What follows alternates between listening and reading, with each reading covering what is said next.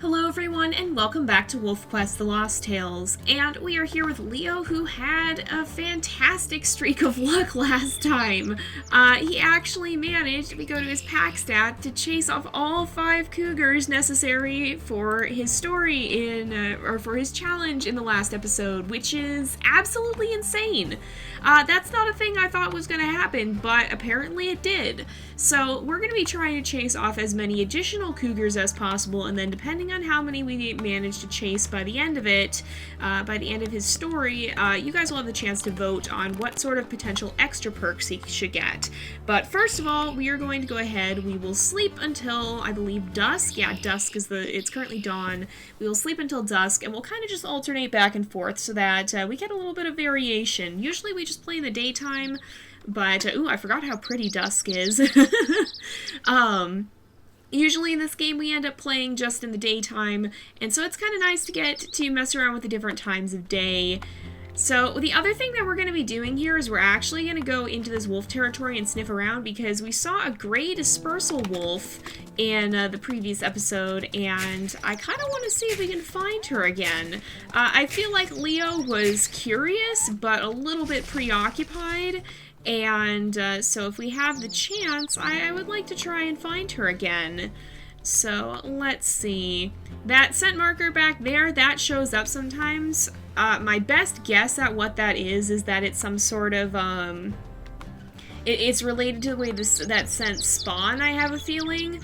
I think it's something that's probably not supposed to show up inside the playable area, but somehow that got messed up, if I had to guess. I can think of what I think it is in my head, but trying to explain it is very difficult. But yeah, I think it's something related to the spawning that didn't work quite properly. Probably like a loaded in texture that wasn't supposed to display there or something. Because sometimes you'll find just one random scent mark that wasn't supposed to be there. Okay, this is a slough male. We'll go ahead and I think we'll chase him off. This is the one that's not too difficult to chase away. So we'll just kind of we'll get in his face a little bit and tell him to get out of here. I don't think Leo is an overly aggressive wolf. He's kind of like Ursa from our last story, where he's not necessarily aggressive. He's not going to go pick a fight if he doesn't have to, but if he bumps into a stranger, he's not going to turn tail and run necessarily. He's gonna stand his ground for at least a little bit. We are going to continue looking as well, but I think since he found only a pack wolf, we'll move on and kind of wander back to this area a little bit later. Now, I was trying to explain the perk system last time, and I don't feel like I did a very good job, especially since I kept getting interrupted by different cougars spawning in. But, so basically what that is, there's a bear as well. Let's go chase this bear off. Not exactly what we're looking for our challenge, but you know what? It's experience, and I feel like Leo... A lot of what Leo's doing here on the mountain is just learning how to be a wolf. If he's going to have pups someday, he's going to need to learn to chase off bears and cougars and other predators, which I think is a big reason why he's doing it, because this is technically quite dangerous, and again, usually in real life, wolves and other animals will avoid doing anything that could be dangerous without reason. So I think for him, it's a matter of kind of just learning how to handle these larger predators so that when he actually has something at stake, when his pups are in danger, he will be able to deal with that and not have a big issue with not being able to chase him off. So I feel like this is a very learning experience for him, where the stakes are low. He can run away if he has to. It's not the thick of combat where his pups are in peril just yet. I mean, he doesn't even have a mate at this point. But what I was saying about the perk system is that I don't want it to get too overpowered, but I feel it will add a variable experience to gameplay. Oh, there's a fox. We'll leave that guy alone, though. He's kind of just minding his own business. But I think the perk system, the perk or consequence system will, which I really need a better name for, will add a very variable element to gameplay, and I think that'll be kind of an interesting thing. I think it'll help kind of change things up between seasons, because again, if we start having a lot of success in one area, I'll ramp up the difficulty of those challenges, and vice versa. But that means that those factors will eternally change, and yeah, at some point they will balance out, but hopefully they'll keep kind of sliding back and forth on the scale so that different things are easier or more difficult at different times, and so that certain things will become more or less dangerous depending on how we play. Now, the other thing I've had to do with the perk system is we had too many random little perks that were going to be very hard to accurately figure out, and so I kind of combined some of them. There's a cougar again. Oh, and moose in the distance. Wow. But yeah, so I kind of combined some of the weirder, more specific ones that were kind of that didn't have. Okay, we definitely need to run for this. Alright, let's see. This cougar is smart. It's kind of guarding its back, but not smart enough. So let's go ahead and we will eat and replenish our health. That's just the big rock over there, but there are moose fighting here in the woods. And yeah, they're pretty big, pretty tough, but that's not really Leo's challenge. He's not too terribly interested in the moose. After all, moose isn't something he'd have to take down. He might have to face bears and cougars, so he's not too interested in these guys. But yeah, so that's what I'm hoping the perk system will accomplish, and I did kind of combine some of them together so that they won't, so that it won't be all these random miscellaneous ones, and so that it's easier to keep score for them. And so basically it'll max out at 10, so we can't have more than 10 points or less than negative 10 points in a given score, and that'll impact how we respond to situations. It'll be a little bit more freeform than than what we have currently, like the very rigid challenge system, where, oh, if a wolf does this, then they'll be able to save pups from this or whatever. And the reason that I made it a little bit more freeform is because we still have a lot to learn about WolfQuest 3, and even when Amethyst Mountain releases and we get to mess around with the actual game mechanics of at least the core gameplay mechanics, we're still gonna have a lot to learn about raising pups. We're gonna have a lot of time to get used to it still. I've been playing WolfQuest since the very beginning. It's been over 10 years now, and so I'm very well versed in the gameplay here. I can basically tell you how hard it is to accomplish pretty much anything. And even though I'm getting to participate in the beta period for WolfQuest 3, I still won't have been playing it nearly as long. The core gameplay of WolfQuest has changed very little through 2.7. It's only WolfQuest 3 that's really, really changing things up, and so I'm just not going to have the experience to set up those challenges in a way that's not going to make them too easy or too hard. We probably will go back to the challenge system at some point once we're more versed in WolfQuest 3, unless we really like how this system plays out. And in fact, I think this will add some variations, so we probably will keep it. It'll probably just add on to whatever challenges we might add in. But I think we won't do that right away. I would rather just experience the actual gameplay of WolfQuest 3 without having this challenge to, oh, go kill coyotes or whatever, or go fight things or don't fight things or whatever these specific challenges may be. I'd rather experience WolfQuest 3 without that being added into the mix right away. Kind of like how our first season, we just played the game for what it was without adding all that extra on top of it. When we start to feel like gameplay is getting more repetitive, or that just having personality traits for the wolves isn't giving us enough variety, then maybe we'll start adding that back in. But honestly, I predict that's gonna be a while, because WolfQuest 3 already, we can see from everything they've shown that there's already going to be a lot more variety. I've talked a lot about that in previous Lost Tales playthrough, and we talk a lot about how it is going to have a lot more variety, it seems like, just naturally, because, I mean, for one thing, the hunts and the fighting are going to be so much more dynamic that there's just much more variability that can happen there. It's a lot, it's going to be a lot more dynamic in general. I've said that word like 3 times, I know, but it just generally is. Whereas here we have a very static social arena. The hunts here pretty much play out the same way. There's not really a lot you can do to avoid being hit or anything. You pretty much just have to run in and get close to the elk, and you're going to take damage if you do that. So you kind of just plan for the damage. Whereas we can see from the hunting and fighting that's been shown on WolfQuest, there's a lot more strategy, or on the WolfQuest channel, there's a lot more strategy that goes into the new version. You can actually have some more impact on how the fights and how the hunting are going to play out, because you can avoid attacks. And so yeah, if you're aggressive, oh, it's actually raining.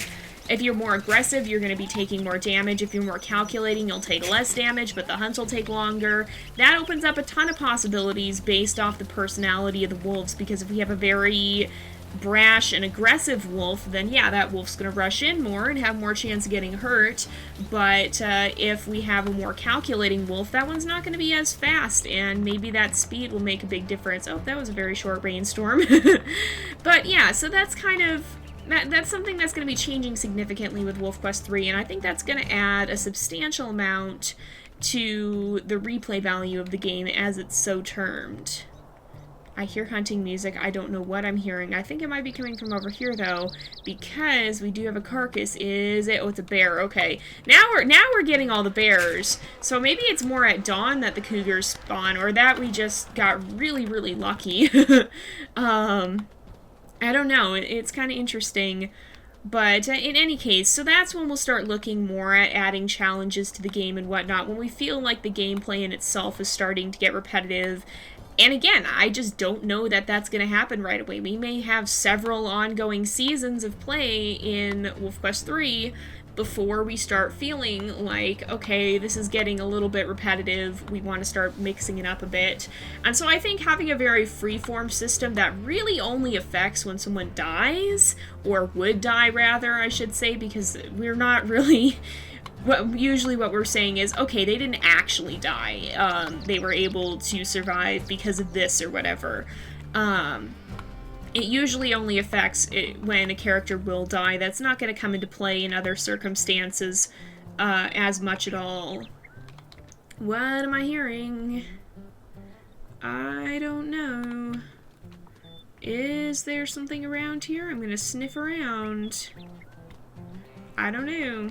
Oh, it's up here. I see it. It is a fox, I think?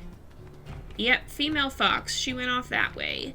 So we'll leave her alone. I'm not super interested in taking on the foxes. Usually we kind of just ignore them because, I mean, they're really cute and they don't do much harm. There's not really that much reason to fight them.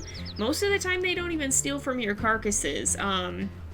Most of the time they're just kind of there and they go do their own thing and you can do yours, so there's not even that much competition. Maybe they'll come scavenge a little bit, but there's not even a huge amount of competition between the foxes and the wolves in this game.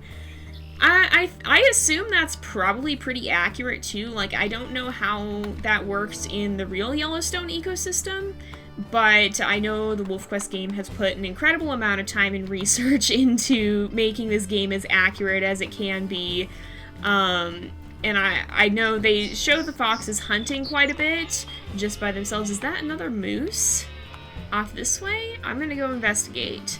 But I know they do put an incredible amount of time and research into this, and so, I mean, it feels like they left the player with a lot more of a choice in hunting them, because, yeah, you get to see them doing their hunting. Sometimes you get to watch them do their little hunting dives at a distance. But it would have been fairly easy to just say that doesn't happen very often and they scavenge more if they were meant to be more of something the player was meant to be taking on. Like these coyotes, they're always right in your face and they always go straight for the nearest carcass, and so it's pretty evident what you're meant to do here. And so I think that if foxes were that much of a competitor to wolves, that would probably play out more in the game. Now, I could be totally wrong. It could just be something that's restricted by gameplay, and so it's maybe not showing up as accurately as it could be, because sometimes that happens too. Unfortunately, sometimes you do have to make choices between gameplay and in between realism, because sometimes the gameplay just does not the realism doesn't necessarily work from a gameplay perspective. So that was one of the big challenges they talked about quite a lot with WolfQuest 3, I believe. Wolves sleep a lot. How do you show that in a game without it making it super boring, where the wolf is just laying around doing nothing all day? And in the end, we've seen a little bit more of their new sleeping system and how that works. It seems like they did a pretty good job. However, in the current game, that would have been really difficult to pull off, just given the technical limitations they were dealing with. So it's one of those things where you do have to find a balance, and sometimes that balance tips in favor of gameplay, so I'd have to do a lot more research on the foxes in the real world and how much they have an impact on wolves. I imagine they'd probably be pretty skittish of wolves, and in fact here, you really don't seem like you're that meant to kill them because they're very hard to catch. You basically have to trap them. And I can't realistically imagine a wolf would expend that much energy, unless it was truly desperate for whatever reason, on trying to kill an animal that can very much outpace it if it didn't have a good reason to. And so generally it doesn't seem like we're given that much of a reason to fight the foxes. Oh, speaking of, there's another one. Now, in this case, if we back off here, this fox is going to come and eat the carcass. So they do scavenge a little, but if we run up here and chase this guy off, that fox is probably going to run and start hunting on its own. So we chased it away from the carcass, and now it's ignoring us. It's headed off in a different direction. I don't think it's heading toward a different carcass. I think it's looking for a place to hunt. And so the impression the game gives, at least, is that these foxes probably are going to be eating a lot more of the small animals they can catch and scavenging from wolf kills only when they can. So if we follow this guy, because they also spook very quickly, which is accurate. I mean, it's a little fox. It's not big and tough. It's not something that could legitimately take on a wolf if it wanted to. The wolf would have to be pretty much dead for the fox to win that fight. It would have to be on death's door already. And so you can very much see that this animal is not made to be fighting. Coyotes, maybe. Coyotes can kind of hold their own, maybe against one wolf. It might be able to last long enough to get away. It might even be able to hurt the wolf somewhat, but against a pack of wolves, not a chance. Most of the time, coyotes will avoid wolves if they can, too. Although we have seen even what they've released of WolfQuest 3, that they do come now. If you're alone and they think that you aren't going to be able to successfully fend them off, then yeah, sometimes they will try and irritate you to the point of leaving a carcass. They showed that AI a long time ago, how the coyotes will now run up behind you and nip at you. Oh, we got too close. But yeah, see, this guy's just roaming around looking for food. He's not going for the carcass in the same way the coyotes will. They'll just beeline straight for it. And I feel like that is probably pretty accurate to coyotes as well, because coyotes are a lot larger, so a fox could survive off of smaller creatures if it needs to. Foxes, some kinds of foxes, and I'm not sure as much about red foxes, but I know fennec foxes, I believe, are the ones that are actually considered to be omnivorous. But foxes generally, if I'm remembering properly, can survive off a lot more non-meat material than other canids like wolves and coyotes can. So, is this... Oh, this is a dispersal female as well. She looks a little different than the one we originally found, but maybe. Does she have mange? I don't think she has mange. She definitely looks like she came from this pack. She has very, very distinctive fur. Or she has fur that's very much like the ones they have here. So, I don't know. Maybe it is the same wolf. I didn't get quite a great look at the other one. Yeah, I think, you know what? I think we're going to go ahead and take her as our mate. She's a little unsure. I feel Leo would also be a little unsure. But we'll go ahead and greet her and say hi. And we'll go ahead and give her a good sniff here. Just kind of see what she smells like. See where she's been. Dogs and wolves can tell a lot from scent. So like if I've been out and about, my dog will definitely sniff around, and you can tell she's recognizing unfamiliar scents.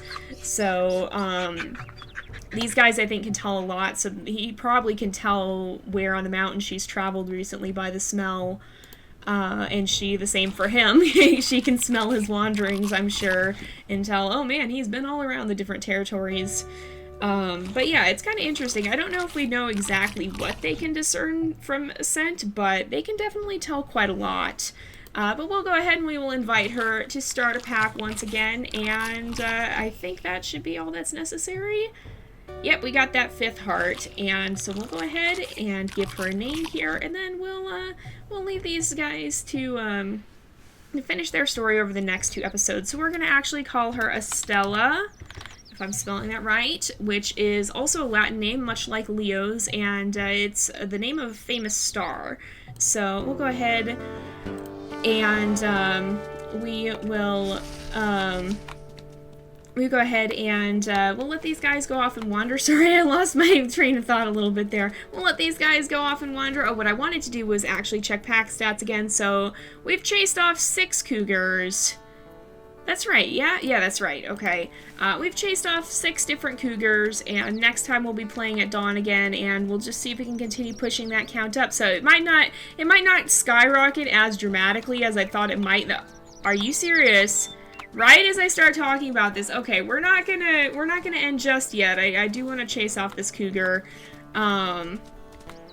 but we will finish chasing this cougar off, and then we'll wrap up the episode. Oh my goodness! I wonder if she had seen him chasing the previous cougar around too. This seems to be quite a common occurrence. But she'd better get used to it, because this is Leo's mission. He definitely wants to make sure he has a good grasp on how to deal with cougars. So let's see if we can maybe chase it to the sagebrush. Oftentimes you can kind of get it stuck a little bit more in there. It has a harder time maneuvering. Oh, smart cougar, though, getting out of the way. If you can get it to go into the middle of the sagebrush, then it'll have a harder time maneuvering around. But this one seems to sense what we're doing and doesn't really want that. I can't blame it. I wouldn't want a wolf chasing me down either. That's not quite what I'd prefer. All right, do we chase it? Yeah, we chased it. All right, there we go. That was a little risky trying to do 2 bites there, because again, we don't know how many it'll take. That it's only restricted to 3 or in Lost River. Is this a coyote? This is a coyote, isn't it? Stealing our food? Yep, we're gonna chase this guy off too, and then get a bit of a snack. And then we're gonna go ahead and end off this episode, because it is about that time again. So thank you guys so much for watching. I hope you've enjoyed the episode. Don't forget to like and subscribe, and I will see you guys next time. But until then, this is Jay, over and out.